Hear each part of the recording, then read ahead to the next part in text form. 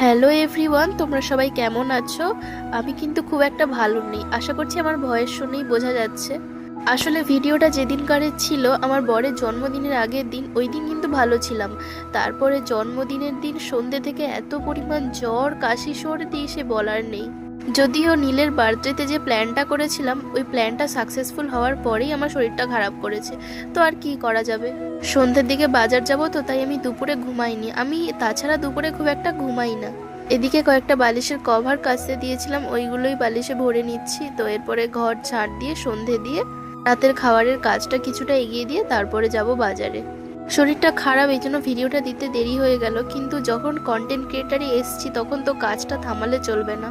এটাও আমার একটা ভালো লাগার জিনিস, তাই এটাতে আসলে আমার খুব একটা কষ্ট মনে হয় না। আর যদিও এখন জ্বরটা কম বলেই ভয়েস ওভারটা দিচ্ছি। এরপর সন্ধেবাতি দিয়ে জিনিসগুলো সব গুছিয়ে রাখছি। বার্থডের জন্য যে জিনিসগুলো কিনে এনেছিলাম ওইগুলোই একটা একটা করে গুছিয়ে রাখছি, কারণ রাত্রে যদি টাইম না পাই।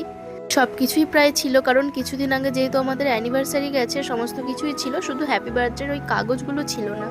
ওটাই শুধু আগের দিন বাজার গেছিলাম কিনে নিয়ে এসেছিলাম।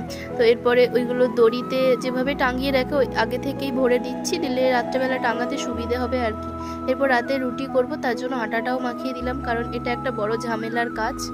আর আগে থেকে আটা মাখিয়ে রাখলে রুটি নরমও হয়, তাই আগে থেকে কাজগুলো করে নিচ্ছি যখন নিজেকেই সবটা করতে হবে। এরপর রেডি হয়ে নিয়েছি বাজার যাব বলে।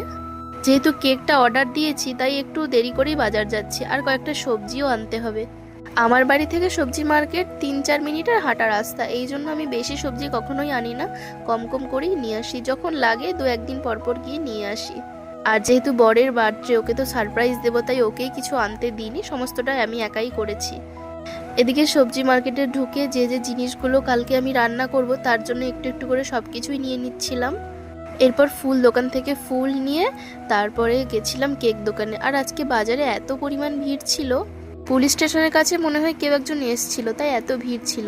তো এরপর কেকটা যেটা অর্ডার ছিল ওটা নিয়ে এসে তারপরে ঘর চলে আসলাম। ঘর ঢুকতে ঢুকতে কিন্তু প্রায় 9টা হয়ে গেছে। আসলে সব কিছু দেখে শুনে কিনতে হয়েছে, তো পায়েস হবে তাই তার যা যা ইনগ্রিডিয়েন্টস লাগে সমস্ত কিছু কিনতে, মানে অনেক কিছুই নিয়ে এসেছি প্রায় একটু একটু করে, তাই হয়ে গেছে। আর এই যে ছোট ফুলটা দেখছো, আজকে গোলাপ ফুলের ক্রাইসিস পড়ে গেছে। না হলে আমি এই বুকেটা আনতাম না, একটু বড় দেখেই নিয়ে আসতাম। মাত্র 6টা গোলাপ পড়েছিল, ভাবতে পারো।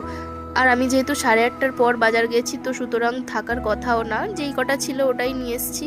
তারপরে এই কেকটাও তোমাদের দেখিয়ে দিলাম, কেমন হয়েছে কেকটা জানিও। আমার বর রেড ভেলভেটটা ভালোবাসে, তবে বাটার স্কচটাও ভালোবাসে, কিন্তু রেড ভেলভেটটা আমি যেদিন অর্ডার দিতে যাই ওই দিন বলেছিল 3 দিনের মধ্যে হবে না, তো আমি জন্মদিনের 2 দিন আগে অর্ডার